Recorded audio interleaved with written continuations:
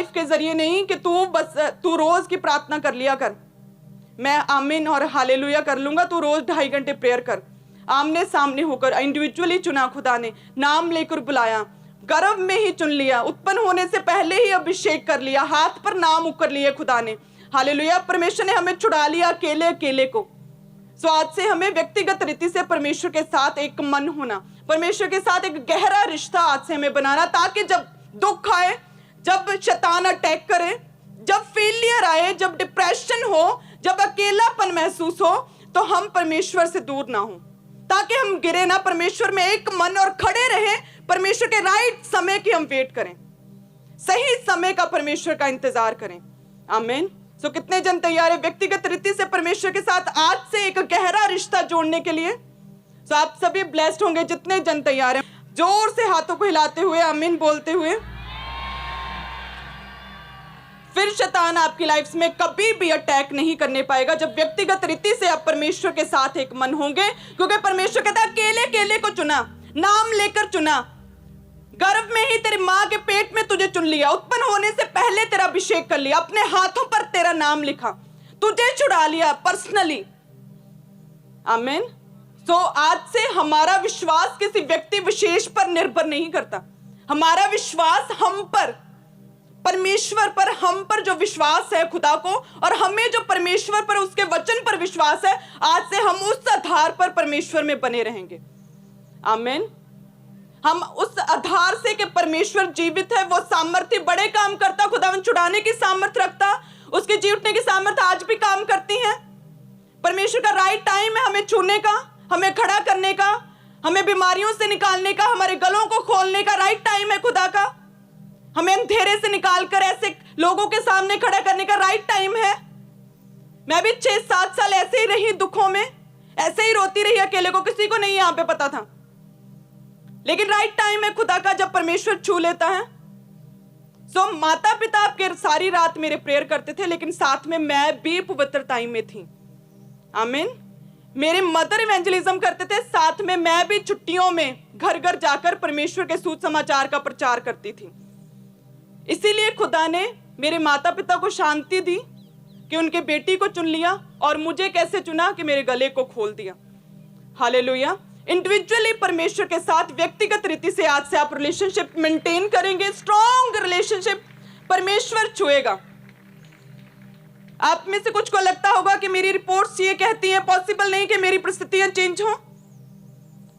ये आपके विश्वास की बात है। एक समय जब हेडेक की टेस्टमनी बड़ी लगती है, और एक समय है जबकि व्यक्ति जो कुछ घंटों में मरने वाला हो, जिसकी पूरी बॉडी गली हो, जो हाय हाय तरह रहा हो, और वो चंगा हो जाए।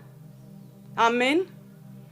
अगर आपकी प्रॉब्लम बड़ी है तो परमेश्वर उस स्तर पर आपको हीलिंग दे सकता है, उस लेवल पर परमेश्वर आपको छू सकता है। आमीन। क्योंकि परमेश्वर ने आपकी जाति, क्वालिफिकेशन, कलर, कॉम्प्लेक्शन को देखकर, आपकी ब्यूटी को देखकर खुदा ने नहीं चुना।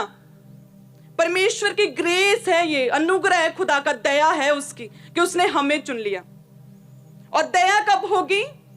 जब हम परमेश्वर के साथ सहभागिता करेंगे, जब हम अपनी ओर से शो करेंगे, एफर्ट लगाएंगे पवित्र टाइम में रहने का, प्रार्थना में रहने का, एक मन होने का, खुदा के साथ प्रार्थना करने का, वचन को पढ़ने का, माफ करने का, परमेश्वर में जब विरोध हो तब भी खड़े रहने का, परमेश्वर के समय की वेट करने का। जब हम अपनी ओर से एफर्ट और कोशिश करेंगे खुदा में आगे बढ़ने की, तब परमेश्वर छुएगा। आमीन। तब खुदा की वो ग्रेस, वो अनुग्रह आप पर आएगा। आमीन। सो उस अनुग्रह, उस ग्रेस की वेट करनी कैसे? परमेश्वर के साथ आज से एक मन होकर, किसी के जरिए नहीं, डायरेक्टली खुदा के साथ। आमीन। तब परमेश्वर छुएगा। सो यहूदा कहता है ऐसे ही उन लोगों को जो कि विश्वासी है, और उन्हें लगता है कि वो एक दिन गिर सकते हैं, वे बैक स्लाइड हो सकते हैं, परमेश्वर से पीछे हो सकते हैं, उन विश्वासियों को यहूदा, परमेश्वर का दास, याकूब का भाई कहता है 20 और 21 में कि हे प्रियो, तुम अपने अति पवित्र विश्वास में उन्नति करते हुए और पवित्र आत्मा में प्रार्थना करते हुए अपने आप को परमेश्वर के प्रेम में बनाए रखो, और अनंत जीवन के लिए हमारे प्रभु यीशु मसीह की दया की बाट जोहते रहो। सब कलीसिया कहें आमीन। यहूदा की ये पत्री जिसमें कहता है कि व्यक्तिगत रीति से परमेश्वर के साथ रिलेशनशिप को मेंटेन करो 4 रीति से। कैसे? अपने अति पवित्र विश्वास की उन्नति करके, अपने अंदर फेथ को सबसे पहले क्या करना? निर्माण करना फेथ का। अगर आप में विश्वास नहीं है तो परमेश्वर कहता है निर्माण करो फेथ की। उस फेथ, उस विश्वास का निर्माण करके उस अति पवित्र विश्वास में क्या करो? उन्नति करो। एक समय पर हेडेक, बड़ी टेस्टिमनी, और एक समय पर गले हुए व्यक्ति का खड़े हो जाना नई देह के साथ। विश्वास की क्या हुई? उन्नति। अपने अंदर विश्वास का निर्माण करो और उस अति पवित्र विश्वास की उन्नति करो।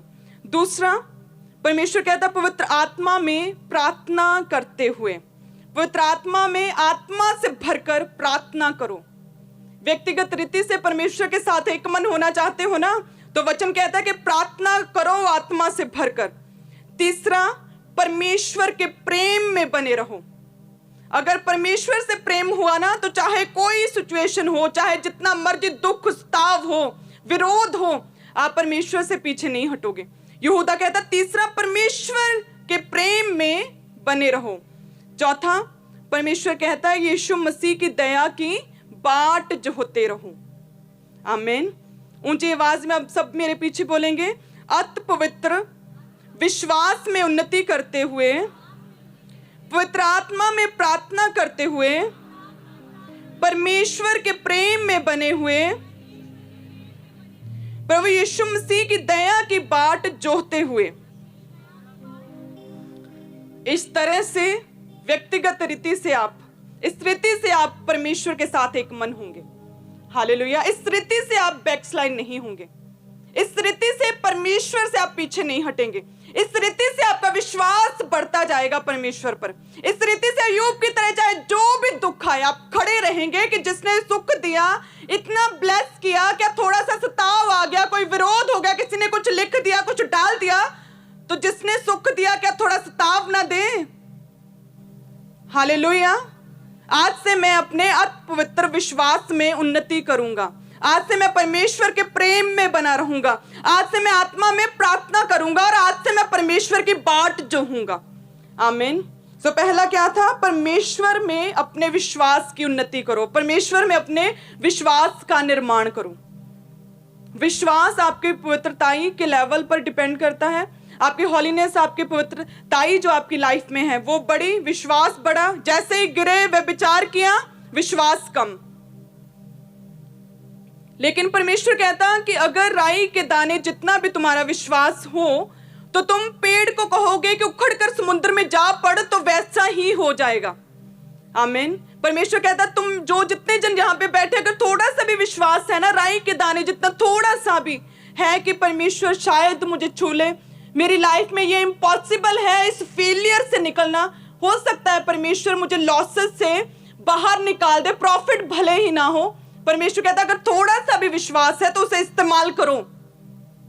उस थोड़े से विश्वास में गिरो ना, व्यभिचार ना करो। उस थोड़े से विश्वास में प्रार्थना में लगे रहो। उस थोड़े से विश्वास के साथ परमेश्वर के घर आना ना छोड़ो।